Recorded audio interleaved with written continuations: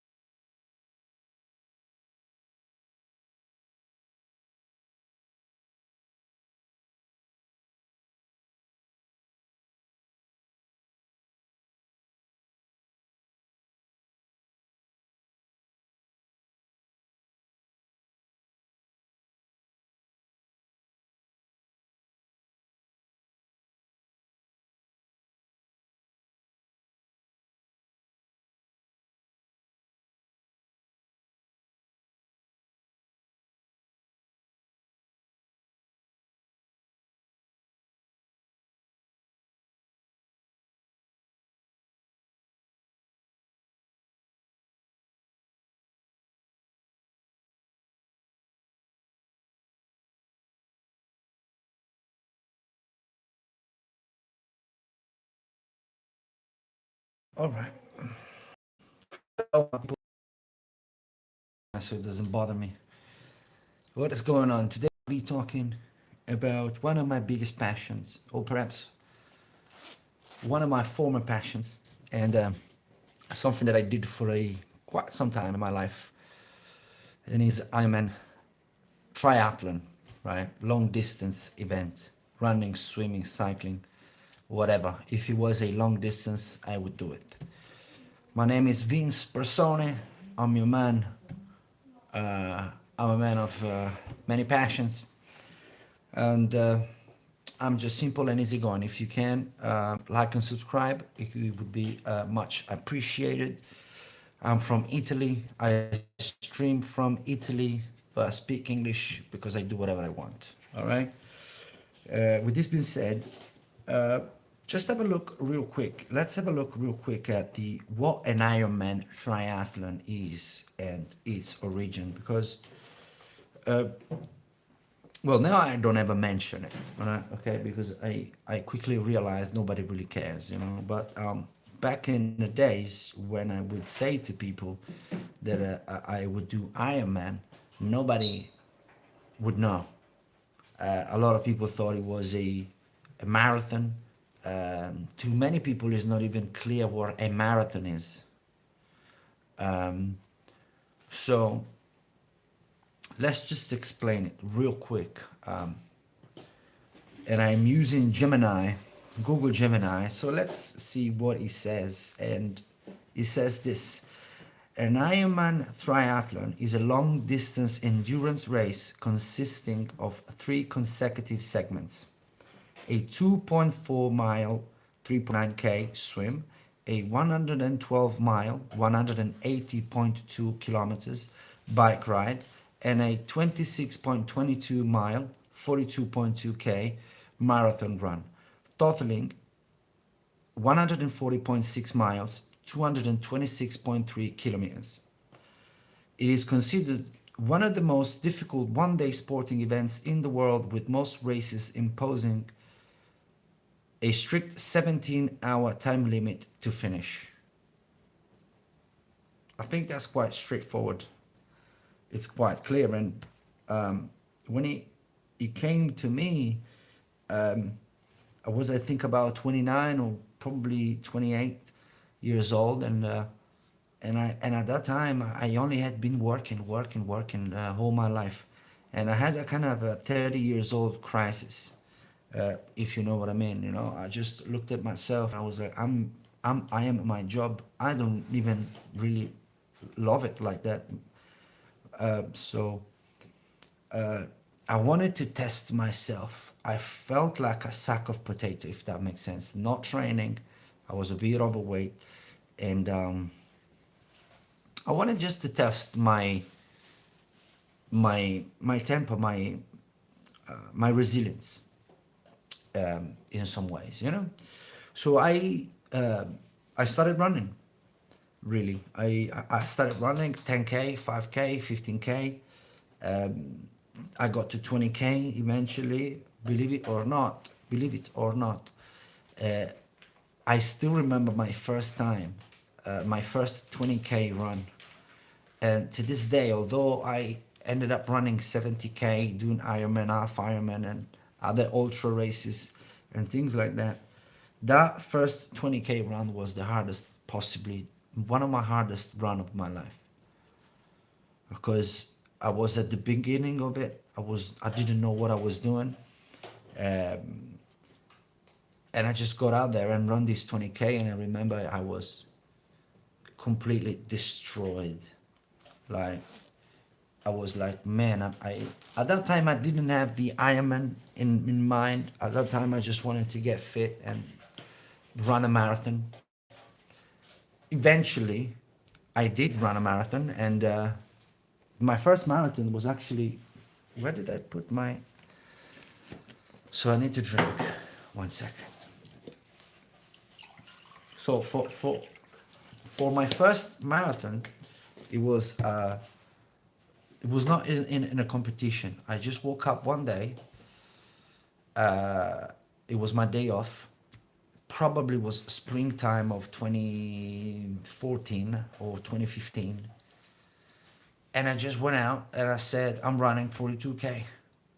And whatever happened, happened. And I couldn't go to work the next day. I had fever. I was absolutely broken. I couldn't bend my knees. I couldn't move. It was one of the worst beating or self-inflicted pain of my life, that first marathon.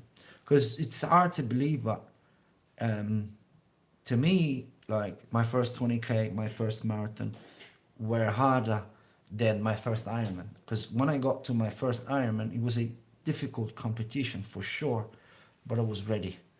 I was sort of prepared. I went through, you know, training. So it was completely different. Is when you start, especially if you do it like me, that I have this small man complex where I know everything, or perhaps I used to think like that, especially in my 20s, and then just yeah, I started running, and although I was completely destroyed, and I was like, oh my God, this is too much. As soon as I recovered, my brain just switched, and from it being too much, it became, this is nothing. Yes, I was hurt. I felt pain, but I'm here. I'm like, it didn't feel that challenging to me, mentally especially, you know. All you need to do is put your training, put your shoes on, go out there and run for 42K without stopping. That's, you know, is kind of easy as a concept now. It's not a complicated task.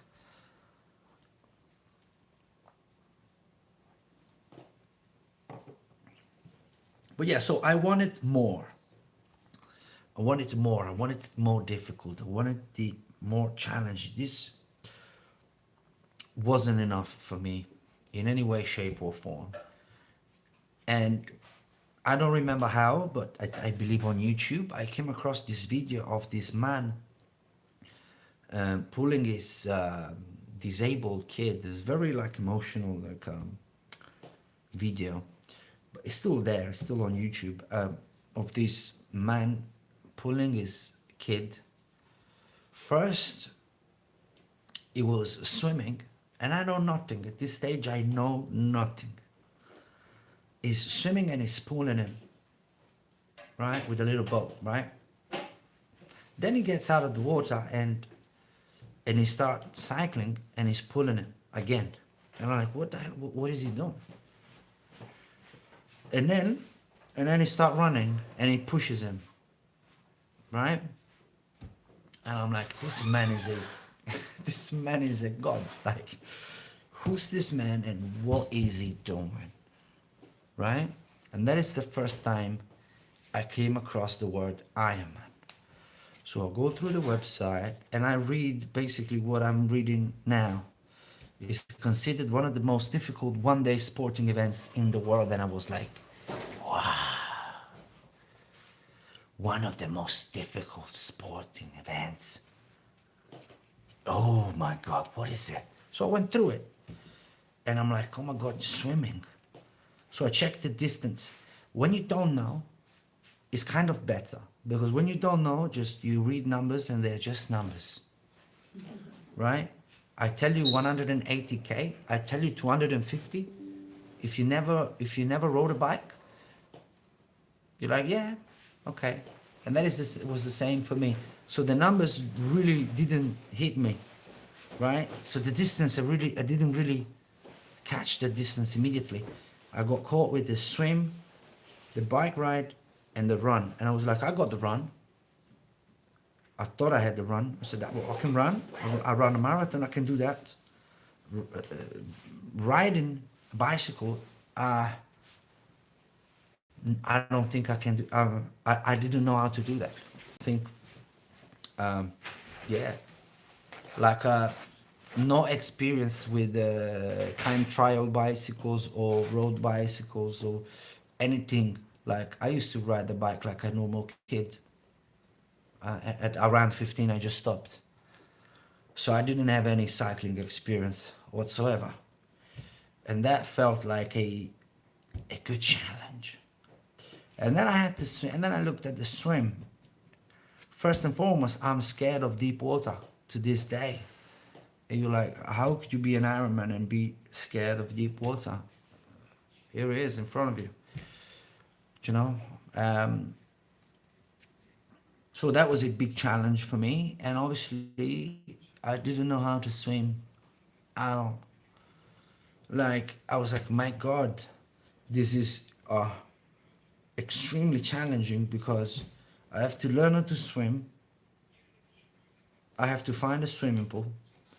And all the logistics start, you know, coming up. And all the difficulties start coming up because you got to organize a training regime and you got to learn the techniques, you know. Um, so I thought about it for a long time, but I didn't think I was going to do it. I just looked at it like something really, really nice. But it took me some time to say, you know what, I'm taking this on, brother. I am doing this. So one day, at this point, I live in London. Um, I was in London in 2014 or 15, and I was back in Italy for some holidays, and I'm talking on a table with some friends that I have never heard of since, and I'm really happy with that. Uh, and I'm saying, well, you know, I came across this Ironman thing and blah blah blah. You know, I'm just talking. Probably, I had a couple of glasses of wine at this point, and this guy just quite straightforward, telling me, "What are you talking about? You can never do such thing. You're not an athlete. You're fat. We're friends, okay? So we allow this. Don't even think about it, right?" And I didn't argue it. He said that to me, and I didn't argue it. You know, I sort of took it on the chin. On my way home, my brain started playing games with me. And I'm like, man, I wasn't happy. It's not that I wasn't happy with what he told me because people have their opinions. I wasn't happy with me accepting it. The fact that I didn't say anything, I was like, in my mind, I just told him that it's right. You know, I just confirmed if you don't argue, you know. So that was really a trigger for me. And then everything started to the point that I got kind of obsessed with it, if I'm honest with you. And I always did that with at least 2 jobs and a family.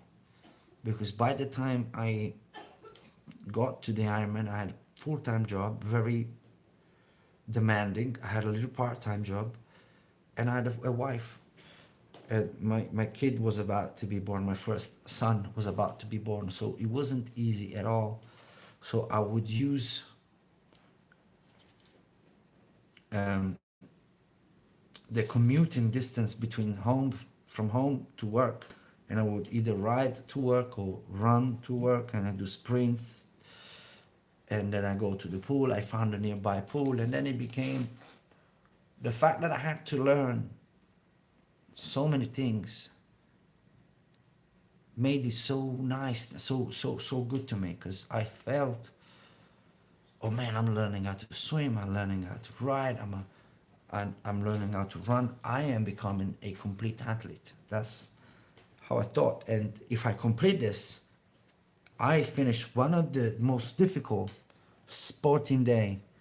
difficult one-day sporting events in the world.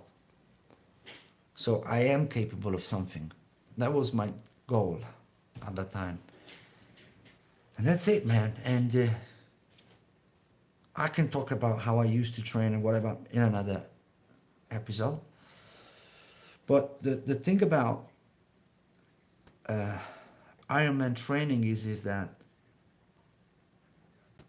there will be a lot of volume.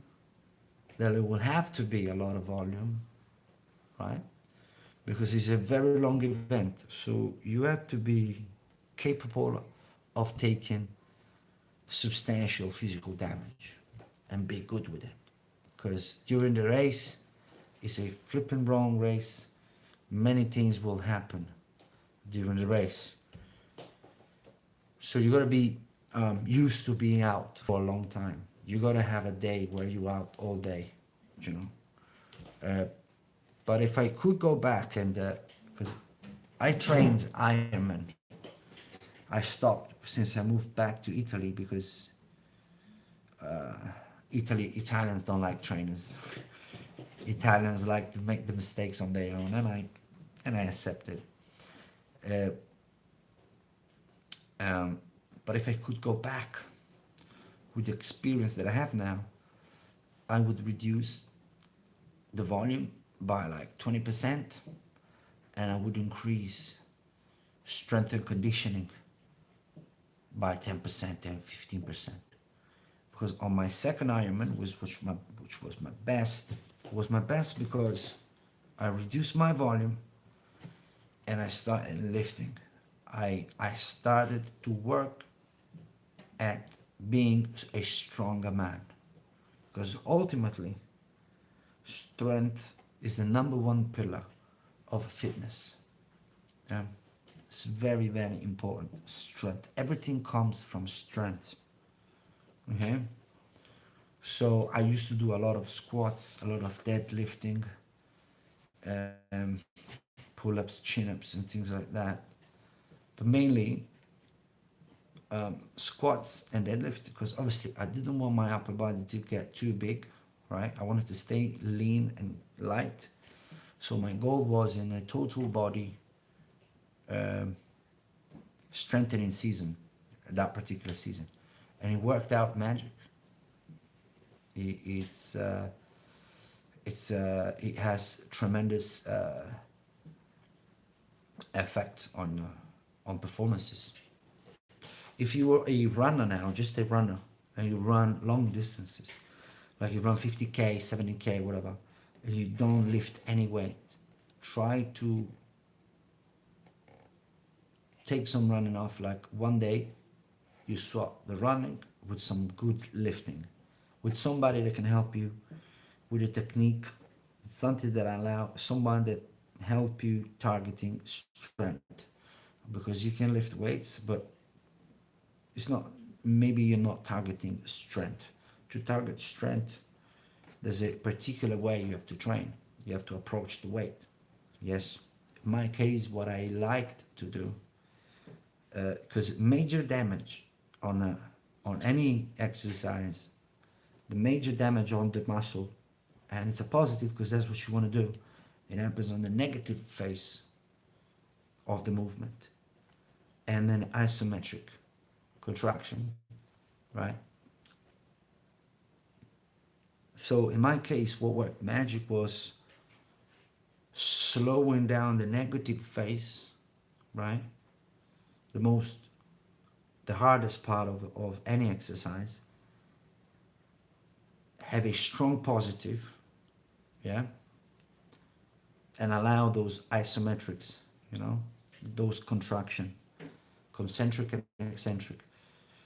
That way you allow blood to get into the muscle, right? And you get the hardness of the muscle. And it works really well with strength. And yeah, it was, to me, it was like a cheat code. Obviously, you have to match it with a lot of stretching, because nothing's for free. If you do that for a long period of time without stretching, you can't get hurt. You have to do stretching 3-4 times a week. You gotta keep yourself nice and loose. And also, an Ironman is a competition where you have to perform many different movements in one day. So you want to be nice and flexible and be able to perform those movements at ease, right? If you're too tight just swimming, it can be a problem. So you have to make sure that you're nice and stretched. And yeah, and squats, deadlift, uh, um, sorry,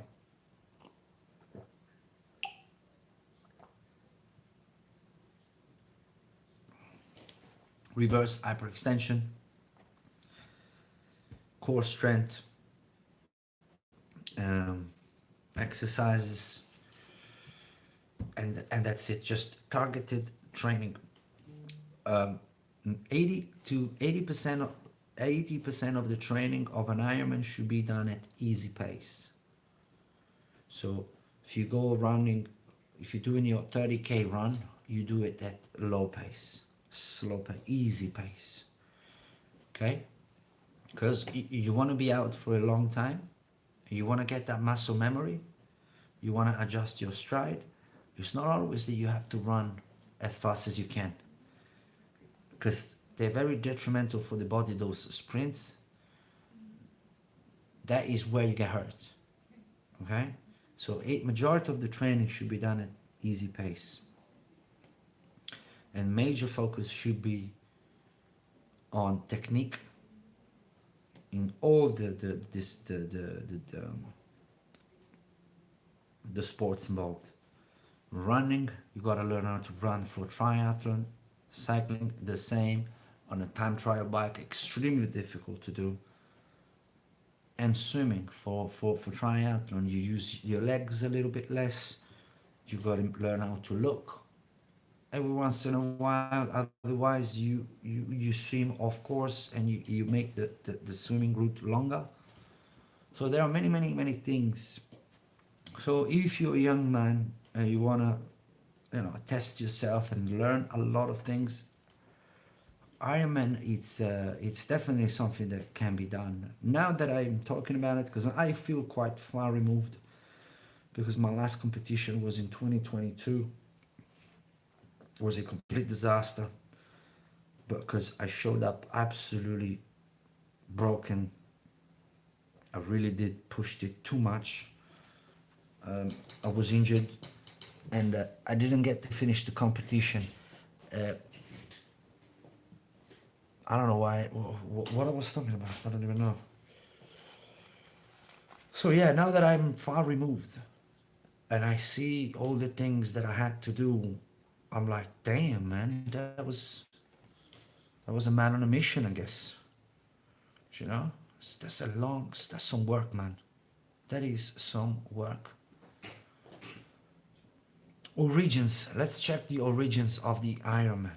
The concept originated in a way in 1978 following a debate on who was the fittest athlete, swimmers, cyclists, or runners. US Navy Commander John Collins combined three existing local endurance races to create the event. The first race was on the February the 18th, 1978. 15 competitors started the inaugural race. Gordon Haller won, becoming the first Ironman. Evolution. The event gained prominence after Sport Illustrated covered the 1979 race, and it moved to Kona in 1981, which remains the home of the championship.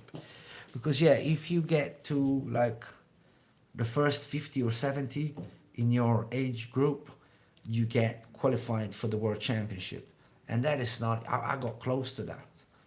I got very close to that level. And then you get a spot to the world championship, yeah, in Kona. But yeah, I didn't get to that, unfortunately. But what are you gonna do? And yeah, man. Hang on a minute. So when it comes to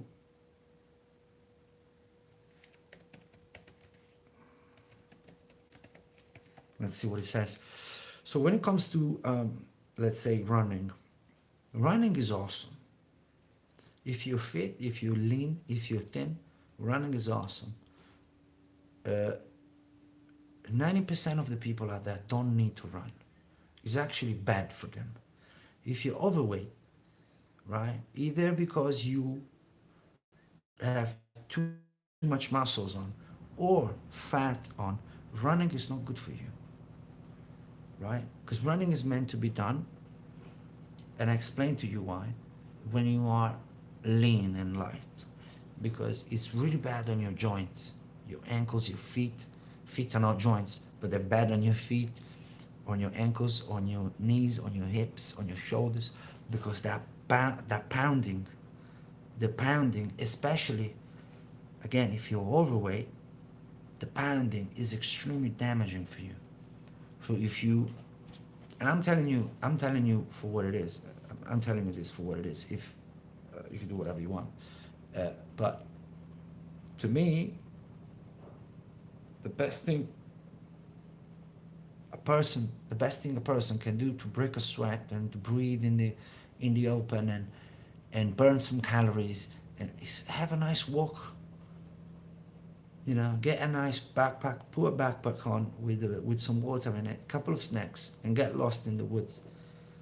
Go walk for 4 hours. You burn so many calories and you burn fat, and it's awesome. It's the best thing. It's virtually impossible to get injured unless you slip on something. But otherwise, walking is extremely doable for anybody. You know, and then eventually, you know, if you get to the shape required, you can run. And this is to preserve, you know, this is to guarantee longevity. If you don't care about longevity, then get out there, run, whatever. You know, it's not a big deal. But yeah, running,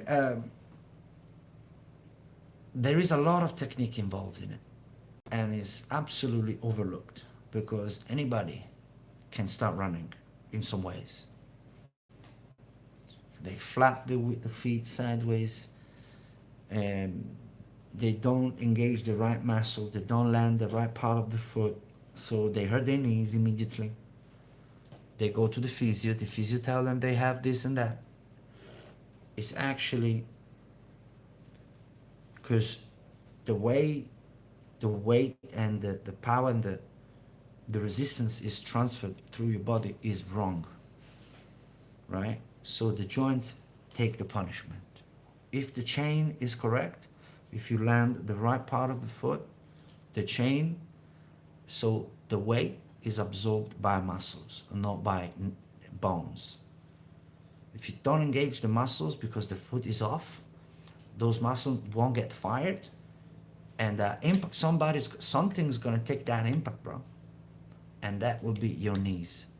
Simple as. And but again, because it's so easy to go out there and run, people don't have that approach with swimming. But it's very similar, actually. It's very similar. Um,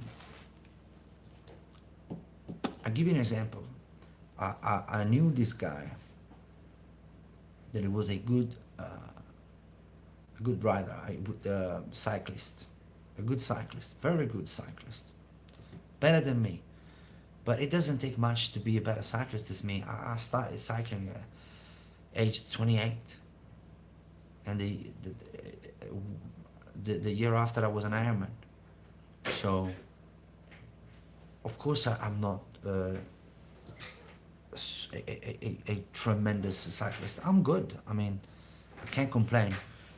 But yeah, and he wanted to start running.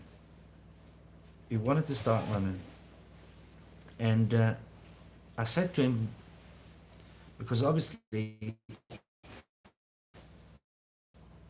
the cycling was giving him a lot of confidence, right? I said, so be careful because it's a completely different sport, man.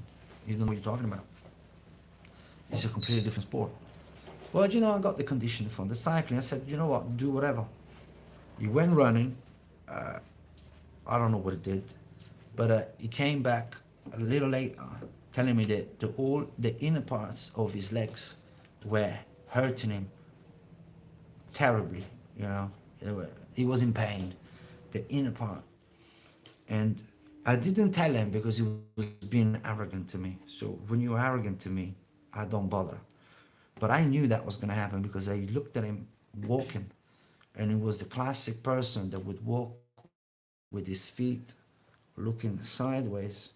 So when they walk, they don't flex the hips, but they actually drag the leg. Right? Imagine this is my hip.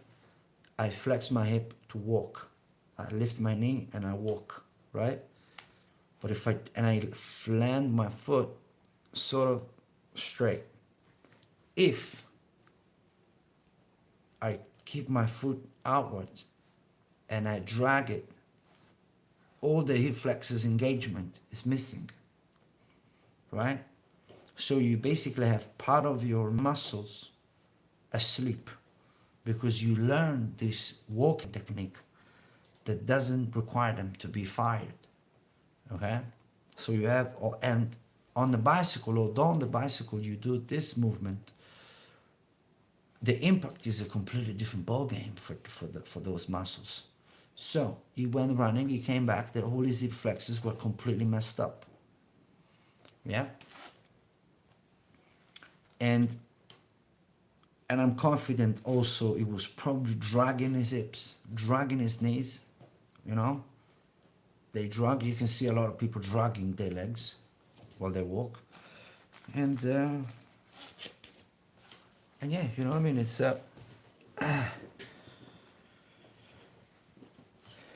so running is not as easy as it seems, you know.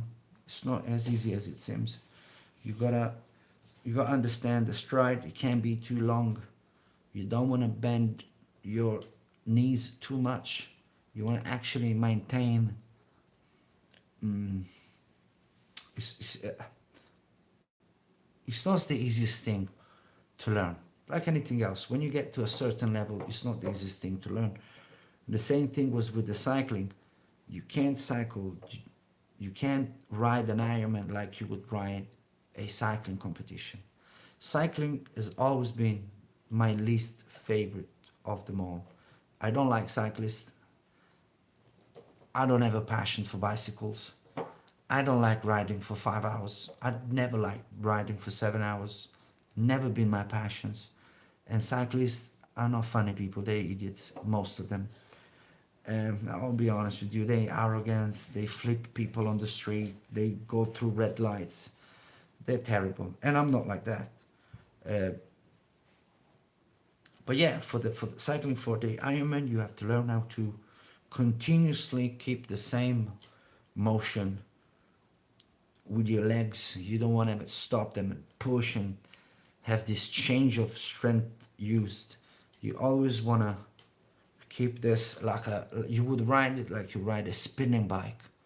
You get into the position and you get those legs going and you just maintain that momentum. If you stop, you go harder, you go slower, you fatigue your legs a lot. And when you run, it's over for you, right? So, yeah, this is what it is. But look, you gave me a lot of satisfaction. Something is burning. Like some plastic, Giada. I smell like a candle, no? Guys, please like and subscribe. Eh? Secondo non ha plastica. Te la spengo? I asked Gemini more interesting things about Ironman Triathlon. The Ironman Triathlon began as a $3 bet among friends in Hawaii during an award ceremony in 1977. U.S. Navy Commander John Collins and his wife Judy proposed combining 3 existing long-distance races to settle a debate over who was the fittest, swimmers, cyclists, or runners.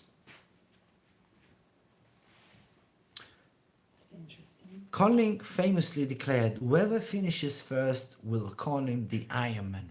This is one thing that did attract me very much when I wanted to do this. It wasn't the medal, it wasn't the t-shirt, it was the fact that when you cross the line, they say your name and then they say you are an Ironman. And there is very deep voice, Vincenzo, you are an Ironman. And to me, it meant a lot at that time. I don't know why. Um,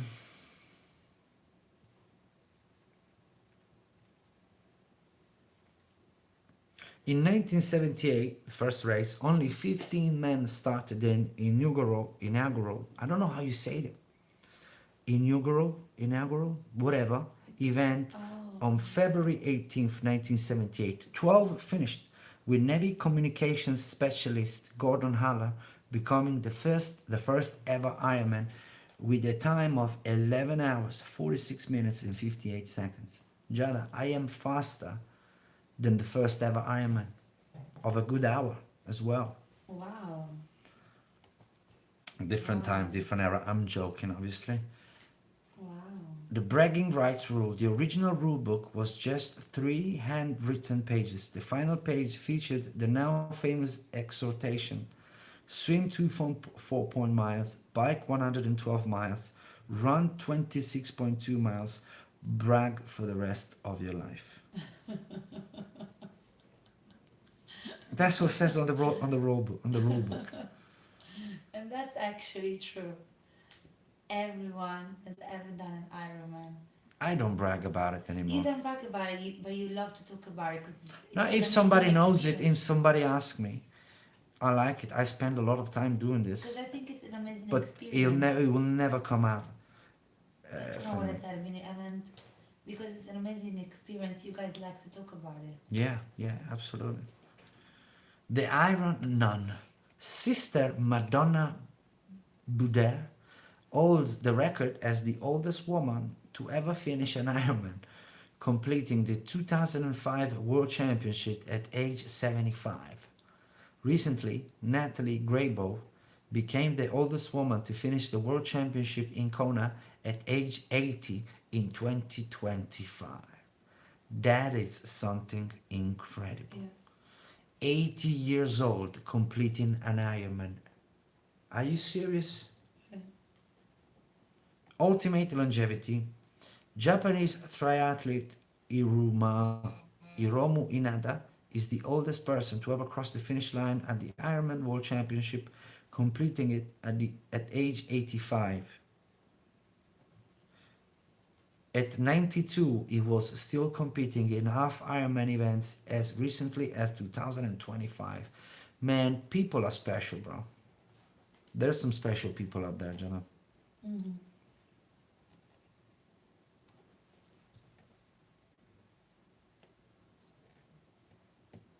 The current men's course record for the away World Championships was set by Patrick Lange in 2024 with a blistering time of 7 hours 35 minutes 53 seconds. Damn, man.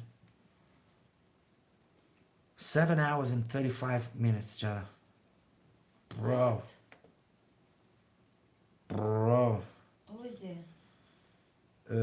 He's not the German guy anymore. Oh. He's the... Where is it? Patrick Lange.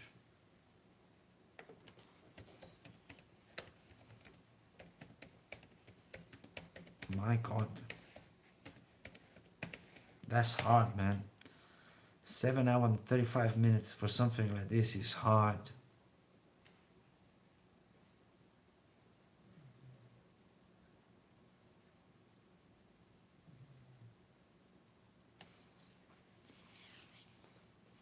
Yeah, you see, I remembered it right. I remembered Jan Frodeno.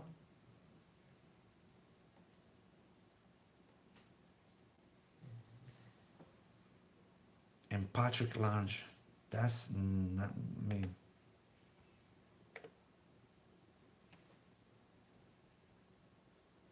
German as well. Oh, these guys are strong. 1986, got my 40 years old, got my age. Hey guys, these are special athletes, okay? Steroids, full special athletes. because I don't want to be here pretending it's not part of the sport. But These they're all people take around, steroids like crazy. and they're all around like their 40s, right? No, it's not their fault. I'm just No, they're stating 40s. they're 40. Yes, yeah, yeah, yeah. Like I said, if you, let me say, for your longevity, crazy enough, right? It is healthier to do Ironman on steroids than not, because it's such a big event and things like that that it's healthier to do it on steroids than not. I did it without steroids. That's why my career was so short, because as soon as I got injured, I had to, and with my second daughter as well and everything, I had to give up. But I guarantee you, if I was taking steroids, I would probably still doing it, and I would probably still be good at it. But I don't want to. I don't. Well, I don't want a needle in my ass. You know what I'm saying? I don't. No, I didn't come this far to puncture my ass every day. If you know what I mean? It's not how I pictured it. Anyway, guys, I think I said it all.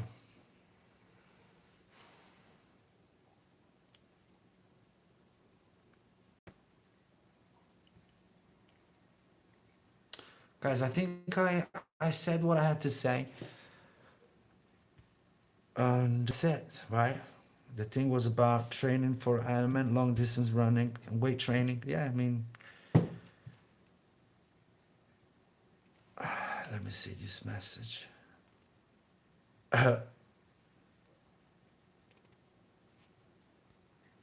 Anyway, guys, I wish you good night, yeah? You take it easy and God bless.